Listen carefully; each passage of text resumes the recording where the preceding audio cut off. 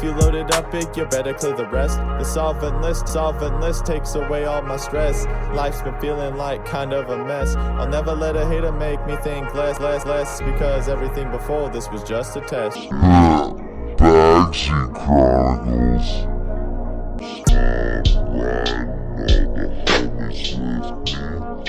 Yeah, we've been getting hella faded.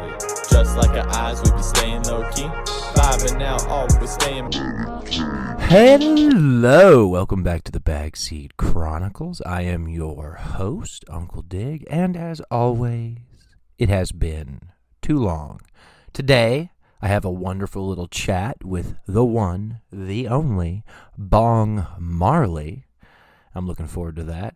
No garden update today, other than to say I'm just trimming hedges and removing blackberries and trying to keep the lawn mowed. We've had kind of an early spring. We've got a lot of stuff that we're going to be doing, but we're not going to be doing it until a little bit after April 1st. I know better than to believe fall spring around here. From Bremerton, Washington, rolling over you like a Seattle fog bank to warm your heart but chill your skin, it is Bong Marley on the Bagseed Chronicles. How you doing, Bong? I am good. Thank you for having me back as always, man. Hey, you've been a feature on just about every season of this show, sometimes twice, and we're in season 6, if you can believe it. Man, see, time flies when you're having fun, man. That's the way it should be. It's a blast. It was too bad that we missed. I missed going to you with that festival. What was it, in January or something? Yeah, Turf Wars at the end of January there. I saw your post. That looked like a fun time. Absolutely. I mean, yeah, they're always pretty well put together. Like I said, they're becoming a little more commonplace. So, like I said, I'm sure you'll get another opportunity here real soon. Oh, yeah. For folks that don't know, like being 7 minutes late to that ticket drop means you're not getting any tickets. And it was free, so that just increased demand there. Oh, yeah. Any free event, the demand is going to be high, and you're going to not have access to it very fast. Got my vibrating grinder and a bunch of noise on the radio show. What are you smoking on today? Man, today right now, I'm about to spark some GMO pie. Oh, okay. I'm always a fan of GMO. For a second here, I thought I didn't have a lighter anywhere in here, but luckily I found one. That was my panic, like literally a minute ago. That's what I was looking around for. Spring's coming early here. Is it coming early for you? It's really strange because like we had blue skies and just calm days leading up, and then all of a sudden we woke up to like snow for a few hours, and then it was back to the usual programming, a little bit of sprinkles, but it's supposed to like warm up like crazy in a couple weeks, like almost summer temperatures. Yeah. I don't understand this. Well, they say climate change is real. What are you going to do? Exactly. You just got to go with that. I've been out in the Northwest now. I moved out here from Texas. I was in the Army for like decade, almost more than a decade ago now. Like, what, 2007 is when I came out at first. And the weather has gotten just a scotch warmer in the summer on the reg. Yeah, I would say that's a good time frame to say in the past, like 15 years or so. Oh, yeah. And you see a lot more wildfires in Washington State than you did before. That didn't really used to be as much of a thing on the regular. That's unfortunate, too, because we have a lot of diverse wildlife here. And that changes things pretty drastically, Yeah. You lose those, like, ripe, mature, like, habitats, and you get more of a primary level of development there. So it kind of sets everything back. Because it takes some of those things a little longer to grow. Oh, yeah. They've almost... As well as, like, animals. Yeah, the animals that have been there and things like that. And also adaptation with them kind of takes a little bit longer. You know what I mean? Yeah. Yeah, the weather has been weird the past few years. Everything's been weird, right? Yeah, across the board, for sure. I almost think that weird, like, period of, like, Pax Americana or whatever in the 90s was artificial. Like the way we came up was artificial, not the other way around, where everything, not saying there weren't problems, but everything generally, at least, and then this might just be like I was also a kid, but in the late 90s, early 2000s, everything seemed to be trending in the right Yeah. direction. And then it just went off the rails. Yeah, that you know how things go. It's like 2 steps forward, 3 steps backwards. It's never just gonna be onward and upward. Well, yeah, and the myth of constant improvement is also kind of a myth. Like development isn't linear. There are steps back. No, absolutely. So How you if work out the bugs in life. if you're worried about changing your ever changing place in the developing world or the developed world, folks, you should grow your own cannabis. Oh, absolutely. Yeah, I. That So will you. that will withstand the test of time. Oh yeah, yeah. And a friend with weed is a friend indeed, generally. So people like I to hang out with the generally dude that has weed. And I agree. superficial relationships can lead to meaningful ones down the road too. People forget that. Yeah, you just gotta know the right ones to water. Oh, that's for true. Plant a seed and water it for sure. Yeah. And you just went to another festival recently, didn't you? I saw you were posting on it really recently. I feel like in the last couple days. I did. What's today? Today is I'm not wearing my watch. Today's So the date on Monday the 16th, I think. So, man, that was just day before yesterday. So that was Saturday. Okay. Yeah. What was that? So that was another one. That was one that was the green sesh. So it was, kind of themed around the St. Patty's Day thing.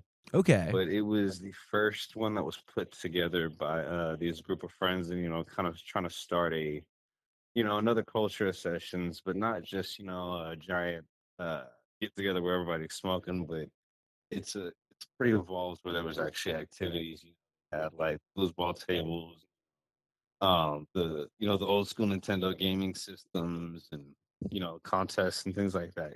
So it goes beyond just like where a lot of them are marketed as like expos and just schmoozing opportunities, very brands and things like that. Like yeah, you can still do that on the back end, but it's more about just kind of embracing the culture and community of just like what you would do after school with your friends. Hang out and play video games, snacks, Like a big rec actually do room, but something. you could smoke. Exactly. Essentially, that's like the perfect vibe, man. That sounds like a vibe. Right where I'm I, at, I feel like we can have some events like that in Oregon. Like and it's a paid event, but there's a big one. The Oregon Growers Cup is a big like there's a lot of like free weed and there's a big sesh, but you pay to get in. But that's the only thing I've been to in Oregon that was like a giant like sesh. There's not as many people down in Southern Oregon where I'm at. So it's hard yeah, to have specifically, I think, just weed themed stuff. Um, there was a thing called Oregon THC Fair, but you couldn't really smoke weed there because it was like at the fairgrounds. But they had a yeah. lot of like cannabis businesses and stuff like that, and you could meet a lot of breeders because breeders would go out there with like hundreds of seeds and just slaying seeds. It was really cool. Yeah. And what's really wild is that like so after kind of Hemp Fest went away, that was like kind of one of the bigger names in the event, even not just here in Washington, but in the country essentially. So once that went away, the scene essentially went underground, and right on the heels of legalization is like when kind of the Hemp Fest started to phase out, and these bigger events were disappearing. I think that it would be more embraced just because it's something on the front line, not no longer in the shadows. Yeah, I don't But know what about that. Like, there's something that the corporate cannabis scene is missing as far as that like DIY, don't do it for money, just do it because you can do it kind of yeah, and so ethos. that's the crazy part about it is because like so since its inception, the whole thing was like you would walk in and it looks like a free for all. Everywhere you looked, people were just sitting there, rolling up or sparking a bong or whatever, just open air. Yeah. And then one year, like around the time of legalization, they had put together, a weed garden. The same thing that they do for, beer gardens and such. Yeah. Sounds like a good idea. They carded everybody, to make sure everybody was 21 getting in there because Hempfest is a family-friendly event. And but they tried to make a specific area. It got shut down shortly after just because there's rules and that said you can't provide a place for consumption. Right. So by them actually acknowledging having a place for people to consume, made it bigger than it should have been. So now, like, also because all these rules in place, and still a smoking ban, and like all the hotels and whatever else, it makes it very hard to find facilities to do these, venues to have these events. Yeah. A Yeah. lot of It's times it's concentrates only in flower outside, struggling right. to find places to have these events, especially during the wetter and colder seasons. Like right now, it's not always 80 degrees where you can have an outdoor event. Yeah, that's why I like the Oregon Growers Fest because it's on this. I think it's a cannabis farm out in Riddle. After their harvest, they have 2 or 3 big like industrial sized greenhouses, right? And Yeah. and they just have all the booths set up in those greenhouses. And so, like, once you get more than 10 people in one of those greenhouses, it starts being nice and warm. Yeah, seafood, like, and it's from seed to sale here. No matter the facility, there's no place amongst those that's allowed to provide a place for people to consume. Well, Like see, so, it always just has to yeah, it be has on to the back be end. like Kind it of has to be thing. like yeah, come enjoy, and then just not enforce consumption laws. Basically, you can't Yeah, really. you can do as much marketing and advertising, but it's essentially becomes a surprise when you get there and hope nobody's undercover else. Are people still getting popped for public consumption? Not necessarily public consumption because that's kind of that's a hard fish to fry. I mean, like considering all the bigger issues you have, that's going to be a hill to die on.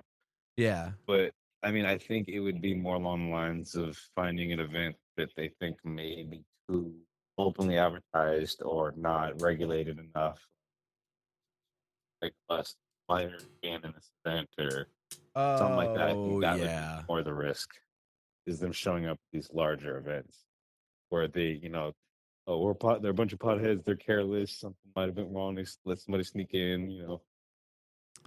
Yeah, I think that maybe that's more that's where, it's weird that legalization changed what enforcement meant because yes, there's always going to because be some sort of garbage, annoying enforcement. it's like you can sell out an entire, baseball stadium out here for what is it, like a wine tasting festival, but you can't put a cannabis expo in there. No, It's but same enforcement. It just it doesn't make sense. The rules are written a little off. well, that's why you just got to go out by yourself and just wander around Seattle smoking with gnomes and stuff. Exactly. Set the bong up in the middle of the street. Exactly. Mate, when you're with Bong Marley, every road and every side street is a cannabis open air consumption event. Exactly. I know a spot. It's wherever we're standing. It's That is the funny. logic. It's funny to watch your videos because every once in a while someone will walk through the frame. Most people think it's funny, but once in a while someone will walk through and they'll have their full Karen face on display. They'll be like, "Oh, this money." Oh, come on. Man. But it's like at the end of the day, it only annoys them because they know they can't do something about it. I can live with that, because all they're Yeah. gonna do is scowl at me and continue on with their day. Well, it's like, and if you even bother like a Seattle cop with that shit, like they'd have to be real bored. There's like junkies stealing bikes every 5 minutes. Seattle's a hot. It's not like It's like it's what, a $28 ticket? yeah. Oh, is that it? Just about, yeah, man. I love it. You're like, I looked it up before I started doing it. I wanted to know what I was getting myself into. Just keep a couple dubs in my pocket at all time, and I'm all right. Just take care of it right there. You beat the ticket back to the courthouse. You're like, hey, I'm here to pay my ticket. They're like, what ticket? He hasn't Right. even sent it in Right, yet. drop it off on my way home. Oh man, that's Yes, it is. funny. It is You'd on think my it would top. be more, honestly, the way that they find people for stuff. They're the bigger money. It's hard to say, but like here in Washington, it sounds like the money is DUIs, domestic violence, and parking. Oh, okay. So that's how That seems to be where the state makes their money here. that's kind of how Texas is. People always talk about how Texas is like a low tax burden state. But I Yeah. heard a podcaster I was listening to, and I'm from Texas, and there's a real drinking and driving culture in Texas. Yeah. It just is. You know, people from there can argue with me, and okay, like you got like drive through like daiquiri stands, man. Like, come on. But people in Texas and stuff, they get their revenues raised through DUIs. It's not unheard of to be working with someone who's got like 7 or something DUIs. Yeah, and it's crazy, but if you actually looked into the demographics here, it's a pretty surprisingly number because we have a huge military presence, whether it's Army or Navy, even independent contractors working, and it's like that stigma and stereotype follows very closely because a lot of it ends up being like servicemen who aren't initially from here. They just ended up being in this area. Oh, dude, that's They've been on when you books want for to months, party they the come up with hardest in a this place where frustration. no one Yeah, knows you. exactly. Oh, bro, listen. When I first got Yeah. to Tacoma, I got like just devastatingly drunk, like over and over and over again. But I never drove. But I have personal like acquaintances and friends for sure. I don't even have to ask. I don't have to think about it. I know for sure at least one of my buddies that I currently talk to has had a DUI. I don't know which one, but like it was such like a part of like military culture. I don't know if it is now. Now the kids seem a little bit healthier. I mean, we were going from Afghanistan to back to CONUS for like a year or two, and then back to Afghanistan, or maybe you go to Iraq and then you come to CONUS for a year or two, and then you go to Korea, and then you go back to CONUS for like a year, and then you go to like Afghanistan. Like people were constantly like rotating through like hardship tours and war zones when I was in, and so Yeah. the rates of like alcoholism and other problematic behaviors kind of reflected that high op tempo.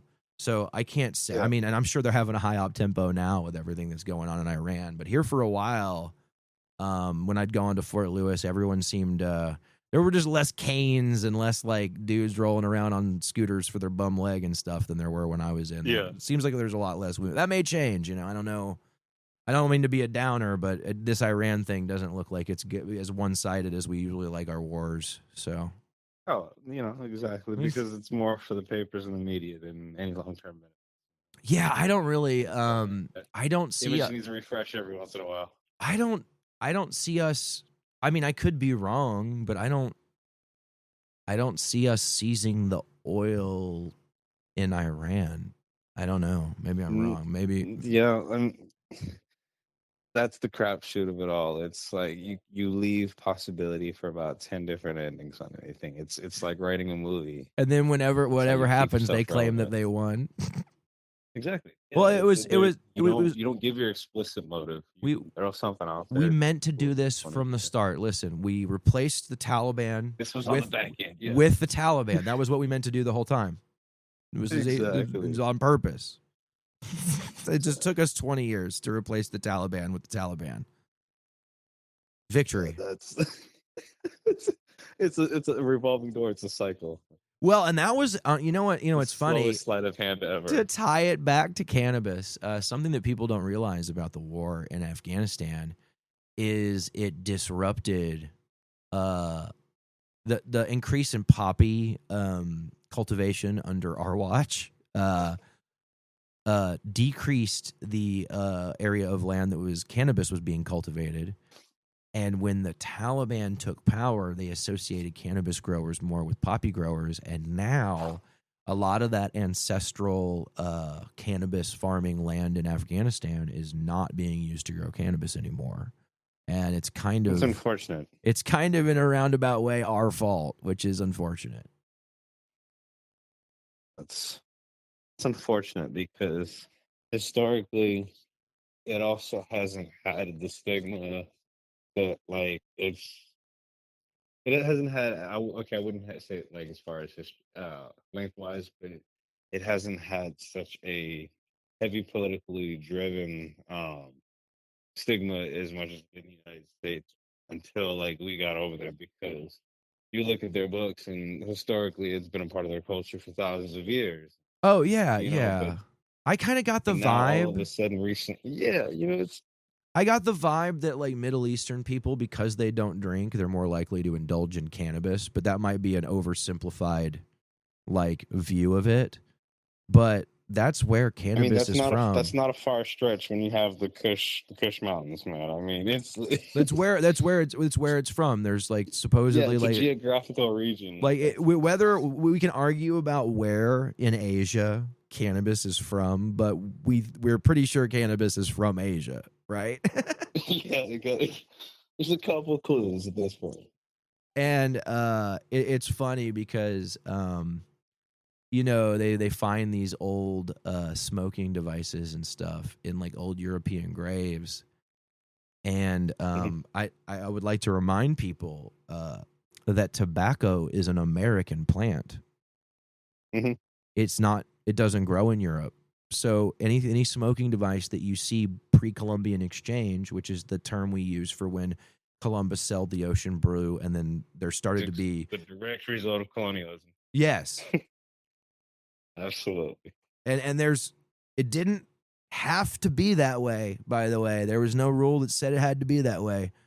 We could have just become it could have just become a trade hub. It didn't have to be raped to death and exploited forever. We could have just bought stuff from the natives, and they could have bought stuff from us. So that exchange didn't necessarily have to be violent. That's a whole nother topic. We're getting like but That's the way it works, man. Yeah, There's so many branches to everything. But I mean that's kind of it. Like the Columbian exchange could have been like a more peaceful process. Now that I'm sure there would be conflict, but there was no reason for it to go the way it did. That was a shortcoming of the men involved in that process at that time.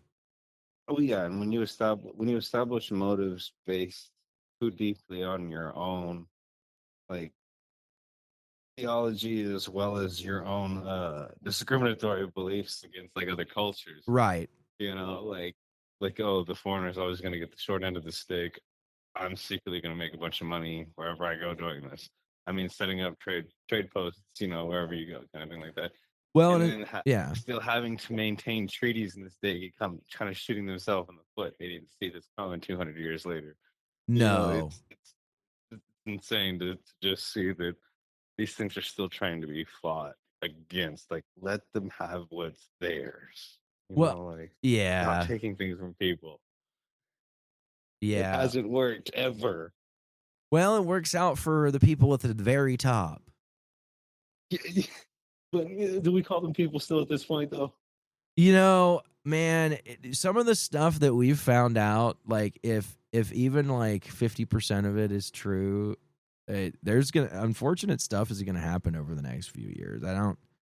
I feel like we're in a lot of ways like we're in a continuous calm before the storm. Like, and I know that like the war with Iran is happening right now, but like I just it could get so much worse here where we live, like economically, than it is right now. So you know the whole concept of thing, you know, change being constant. Change is the only thing in life that's constant, you know. But that makes every aspect of it relevant because we're in a time where yeah, people are not having as many kids as they did, but still, historically, populations it's ever been. We've had the most information we've ever been. So having an increase in everything create, a larger stage for you to be on. And so I think now, like I said, you're when you have relatively, I say, opinions are a lot stronger. Now they may be manipulated, but these days opinions are stronger than they've ever been. So being that people are more emotionally involved than they've ever been, that's going to be a lot more drastic consequences than there's ever been. This has to be, executed the right way. Everybody's talking about, oh, storm the castle. It's like, yeah, your idea is right, but your methodology is, you haven't gotten it right historically for how long, or why are we here right now? And, why have we dug this deep of a hole? Yeah, So I don't know what the there's answer going to be a is. breaking point with everything. It's like volcanoes. Every volcano has to explode at one point. Yeah, I think we're due for another like big uprising like in 2020. Yeah, but is it going to be the storm, the castle us again? Is it going to be No, violence? Is it no. going to be a meltdown? Is it It's just gonna that's the only question at this point. that they're how do I the people responsible for your current conditions are never the Going to targets. experience those conditions either. Yeah, they don't experience those conditions, and if they have in the past, it's been so long since they have that their experience is kind of rendered irrelevant. I don't think that the anger will ever be like directed at where it needs to like instantiate real change. Now, I'm going to preface this Because by people saying, refuse to believe that still. yeah, I'm going to say, first of all, I'm not a Maoist, okay? But I will Yeah. say this. The Chinese struggle sessions failed because the landlords were able to get out of the country. That's what I'll say. And that's basically it. Like, take that for what you will. Yeah. And I'm not even saying I'm not saying we go like full socialism. There's always probably going to be a place for markets in certain industries, right? Yeah. The police, the fire department, the military, the post office, the doctor should not be private enterprises. And if they are private enterprises, they should be performing a public service, not a for-profit business. Okay. So in this day and age and such, that goes to the question. So services that were considered a necessity to maintain a community and such, having like a fire department and police department and things. So early on, let's call it 150 years ago and such like that. Do you think any of these resources needed to advertise or have to put themselves out there at any point, or do you think that it was something that was sought out and always? I don't know. I think a lot of the conceptions of what we have as far as police are like kind of a recent, like a historically recent kind of creation, right? Yeah, giving it a title and having like a whole department type thing, relative. But yeah, now since you've done that, you've created a whole thing. You have to advertise yourself. You have to put out a job posting and things like that. But right. before you made this into something completely structured, monetized, it's a resource that people actually need. It wasn't something you had to be a grand, you know, grand stage, people to see. Like police now just standing out in force and riot gear. Stuff like it, it didn't need to come to that in a stage where it's just ahead of like, oh, just in case. Like because it was just people sought them when it was needed. So you're saying like the Not modern like police structure creates a need to constantly show off power. as long as with everything else, and I think that is the whole purpose for. I lost you. I'm not hearing you at all. Shit. Let's try to call him on back. The police are jamming the signal. Probably should edit that out. God damn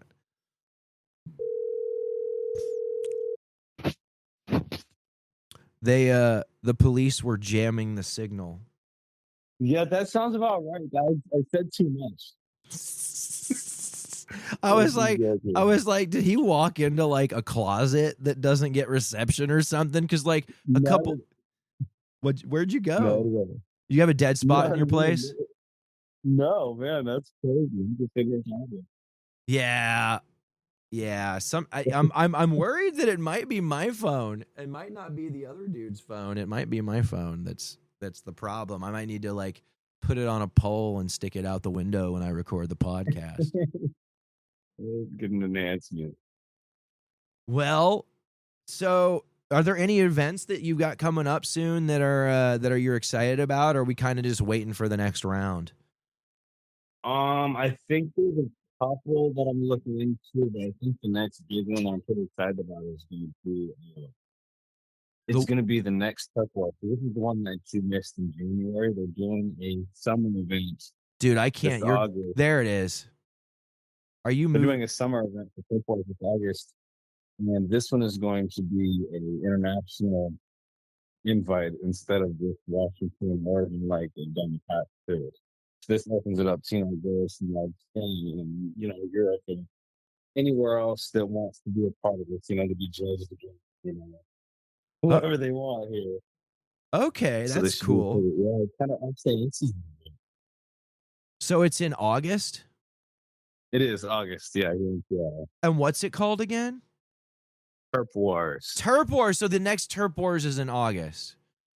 It is. Well, I'll try to snatch an invite, but I haven't been quick with that clicker. That's happened to me twice now with these time sensitive trying to get something like cheap or free on a timeline. The first time I tried to buy this like $1 Timex watch that they were doing and my connection timed out before I got it. And then the other time, oh yeah, I'm sure there was a new game on me back then. Timex for $1. I'm sure that put away to their service. Oh, you saw that too, didn't you? Yeah, I did. It was their special 200th edition. I don't know what they were calling it, but it looked kind of like an easy reader, but nice. Absolutely, I'm sure they anticipated it, but not. Yeah, I couldn't pick that one up. I wanted it because I like watches. I want a little cheap watch that's cool and a special edition for $1. That's my kind of watch. Exactly. I bet you there's people reselling it for $2 on eBay. Yeah, anything's profit with that too because this is usually the demand. That man carries weight. But hey, I got to get going. My water bottle is empty, which means my throat's going to start drying out. Bong, it was so great having you on, and we'll have to do this again soon. Absolutely. It's always a lot of fun, man. All right, man. I'll catch you later. All right. Sounds good, man. Talk to you. All right. Bye. Thank you for listening to the Bagseed Chronicles. And if you enjoyed this episode, please share it with a friend. Peace out. Yeah. Groovy.